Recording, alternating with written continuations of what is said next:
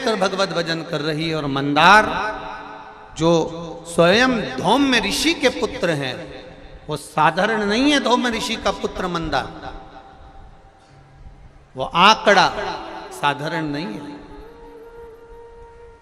वो आंकड़े की जड़, वो आंकड़े का पुष्प साधारण नहीं, मंदार का पुष्प साधारण नहीं। शिव भक्ति के अंदर लिए शिव महाराज मंदार शौनक ऋषि के यहां पर विद्या अध्ययन करने के लिए गए। अब धौम्य ऋषि के पुत्र जब विद्या अध्ययन करने के लिए शौनक बाबा के यहां जाते हैं, शौनक ऋषि के यहां पहुंचते हैं, तो एक बार भुषुंडी ऋषि, अब भुषुंडी ऋषि जो किसी देवता को नहीं मानते, कहीं नहीं जाते, केवल एक जगह पर ही आराधना में लगे रहते हैं और वो श्री गणेश जी महाराज की आराधना करते, केवल गणेश जी की आराधना करते, बाकी के कहीं नहीं जाते वो भुषुंडी ऋषि। अब भुषुंडी ऋषि जो गणेश जी की आराधना में लगे रहते, समय बीतता गया।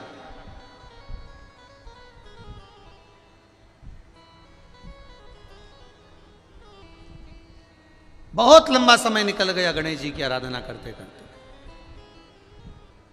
बहुत ध्यान देना महाराज, सतयुग में, त्रेता युग में, द्वापर युग में और कलयुग में बहुत बड़े बड़े अंतर हैं, उसको समझिएगा।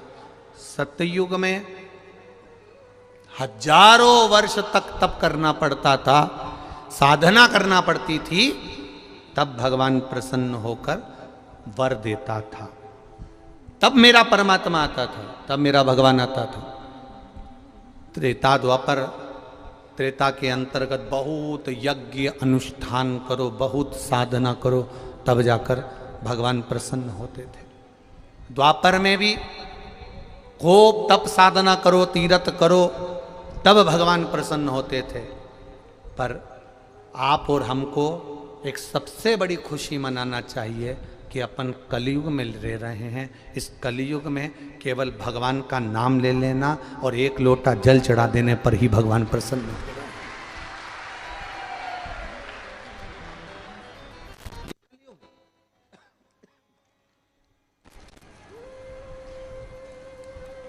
अब ना तो सियोर वाला महाराज से इतना तप साधना हो, ना तुमसे हो। तुम तो भी कर लो, हमसे तो नहीं हो। कोई कहे कि महाराज जी तुम 4-6-8 घंटे तक आंख बंद करके बैठ जाओ और तप साधना करो, तुम तो 25 बार आंख खोल के देख ले,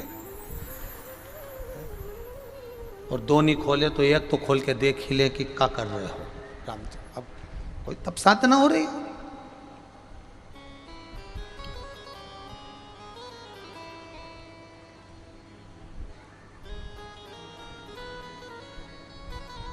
अब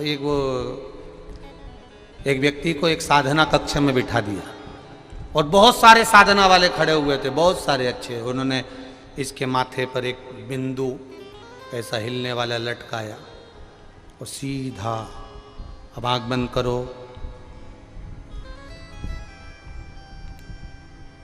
धीरे धीरे देखो तुम कहाँ हो, ध्यान लगाओ तुम कहाँ हो। अब तुम बहुत दूर पहुंच चुके हो। अब आँख खोलो, बताओ क्या देखा? कुछ नहीं, पटना देखा। अब विचार, हम क्या देख रहे हैं? हमारी साधना क्या है? पीछे की आवाज बढ़ाइए।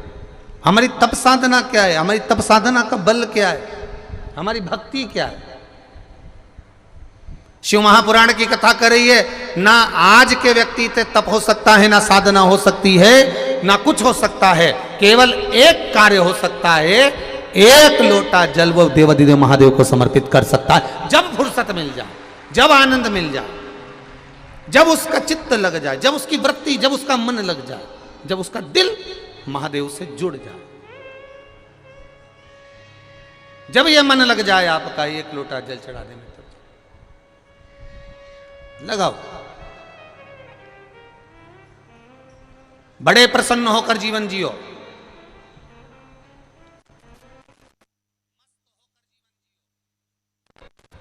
और जितनी मस्ती में जीवन जी सकते हो, जितनी खुशियों में जीवन जी सकते हो, उतना जियो। मस्त होकर जीवन जियो। क्योंकि सीरियस तो आदमी हॉस्पिटल में भी पड़ा रहता है। हॉस्पिटल में कोई मस्त नहीं पड़ा रहता, खुश होकर नहीं पड़ा रहता। मस्त होकर जीवन जियो। आज भुषुंडी ऋषि आए, और भुषुंडी ऋषि जैसे ही आए, गणेश जी की आराधना में लीन है, भगवान की भक्ति में लीन है, कोई मतलब नहीं किसी से। अपनी आराधना, अपना तप, अपनी साधना और उसका बल, इसके सिवा कुछ नहीं जानते भुषुंडी बाबा। भुषुंडी जी ने कुछ नहीं, कुछ नहीं। ऐसी तप साधना, ऐसी तप साधना श्री गणेश जी महाराज की करी। गणेश जी प्रसन्न हो गए, और उनके प्रसन्न करने के लिए भुषुंडी बाबा के ऊपर गणेश जी यूं ही नहीं प्रसन्न हुए। भगवान देवादिदेव महादेव ने स्वयं ने भुषुंडी बाबा के लिए, भुषुंडी ऋषि के लिए, देवादिदेव महादेव ने गणेश जी से कहा कि ये भुषुंडी ऋषि के पास जाओ, इतने सालों से तप कर रहे हैं, आराधना कर रहे हैं, कोई तो वर दो उनको। जाओ तप साधना के लिए, उनको प्रसन्न होकर वर दीजिए। भुषुंडी बाबा के पास में, भुषुंडी ऋषि के पास में श्री गणेश जी महाराज पहुंच गए। और गणेश जी महाराज ने भुषुंडी ऋषि को देखकर तुरंत कहा, आपको क्या वर दूं मैं, क्या दूं? एक बात याद रखिएगा, सतयुग में भगवान प्रसन्न होकर, प्रकट होकर कहते थे तुम्हें क्या दिया जाए। त्रेता में भगवान प्रसन्न होकर, प्रकट होकर कहते थे तुमको क्या दिया जाए। द्वापर में भगवान प्रसन्न होकर, प्रकट होकर कहते थे तुम्हें क्या दिया जाए। केवल कलयुग ऐसा है जिसमें हम जो कामना कर कर बैठते हैं, स्मरण कर कर बैठते हैं मेरा महादेव, वो कामना बिना बोले ही